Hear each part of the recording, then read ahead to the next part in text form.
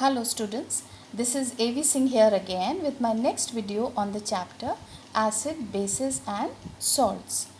In the previous videos we have studied about chemical properties of acid and bases, that how do acid and bases react with metals and how do they react with metal hydrogen carbonates and metal carbonates. Now coming to today's topic, and in today's topic we will start with a question. How do acid and bases react with each other? Now, if for example, if we take an acid, okay, now in an acid, if we take an HCl acid and you react with NaOH, all of us know what is an HCl and what is an NaOH. HCl is an acid with two elements, two ions together, positive and negative, that is hydrogen positive and chlorine negative. Now if I take NaOH, now in NaOH we have Na positive and OH minus. Now both of them actually displace their ions together, and the positive of the first one will combine with the negative of the second one. So here positive is H and OH is negative. So both of them combine together and they form water.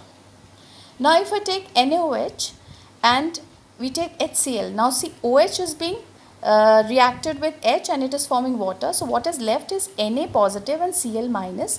Both of them combine together and they form NaCl. So this is a salt and this is water. So whenever an acid or bases they react together with each other, they form salt and water, and the reaction is known as neutralization reaction. In neutralization reaction, always we produce a salt and water. So we can have a different combination of acids and bases. As you can see here in H2SO4 we have a different acid, and then NaOH we have taken the same base, you can change it also, and when you react them together you will find that H2 is reacting with OH, that is H ions are reacting with OH and they are forming water, and this Na is positive ion is reacting with sulfate and it's forming Na2SO4. So again we are forming salt and water. Now if I take an example of HNO3, I have taken the third acid here, nitric acid. Now we have taken the base as magnesium hydroxide. Again the same reaction will happen.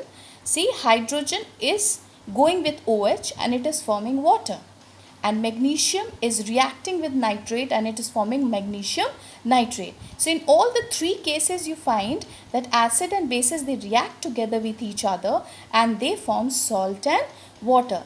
Now if I want to form a neutralization reaction, it is very important that we have to see the strength of acid and bases also.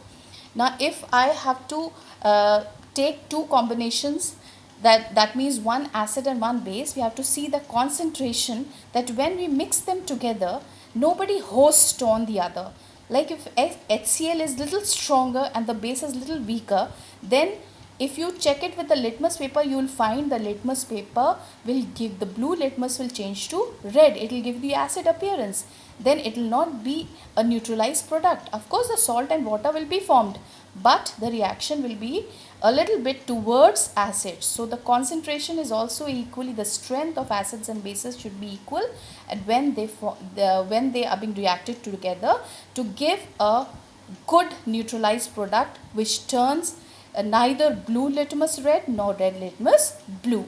Now if we go on to our next topic, and that is your reaction of metallic oxide with acids.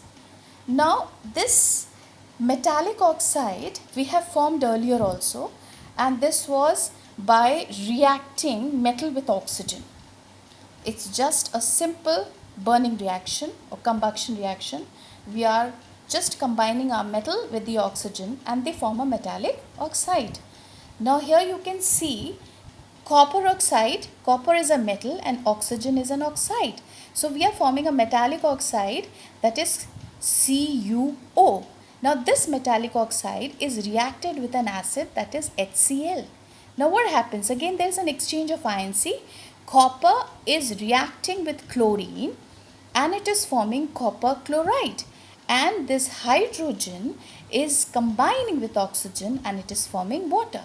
So the word reaction will be that metal oxide reacted with acid, it forms salt and water. So when you reacted your copper oxide with hydrochloric acid, you will find the appearance of blue-green color of the solution, and it is just because of the formation of copper chloride, which is green in color.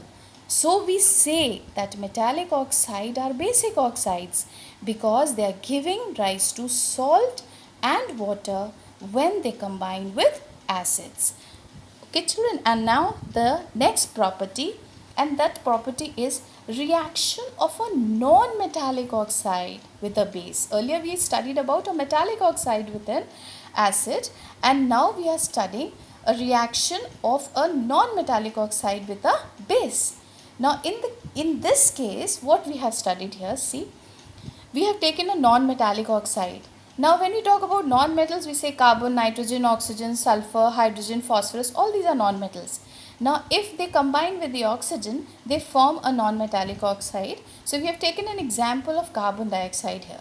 So carbon dioxide, carbon is a non-metal, okay, and it is reacting with oxygen, it is forming carbon dioxide, which is a non-metallic oxide, and then it is reacting with calcium hydroxide.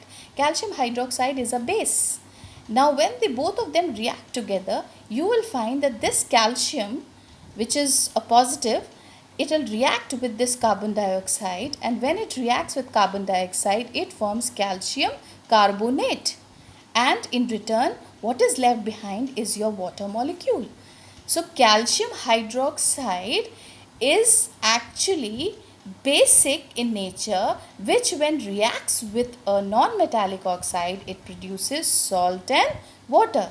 Since this is a very similar reaction between a base and an acid, we conclude that non-metallic oxides are acidic in nature. As we concluded that metallic oxides are basic in nature, same we are concluding non-metallic oxides are acidic in nature. Coming next to another question for us. What do all acids and bases have in common? See, when we talk about acids and bases, the first physical property which we studied about the chemical formula was that the acids have H ions and bases have OH ions. So actually they are producing ions. Now if we talk about acids, we say H ions are giving them the acidic property, and of course for base, OH ions are giving them a basic property.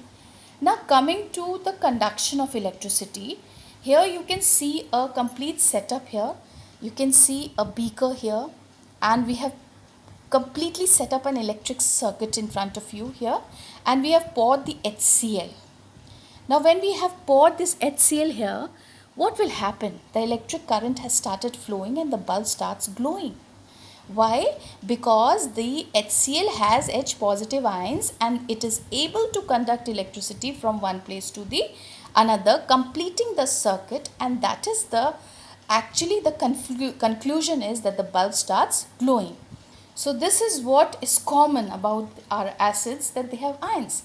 We have glucose also, we have alcohols also, but they don't conduct electricity because they don't have those replaceable ions. I am talking about replaceable. When a solution in aqueous state produces ions, and of course if it produces H positive ions, it helps in conduction of electricity. So this is the common thing about your acids and bases, that they have ions. And a very important point for acids is that produces H positive ions which help in conduction of electricity. Thank you children, and we will come again with the next topic.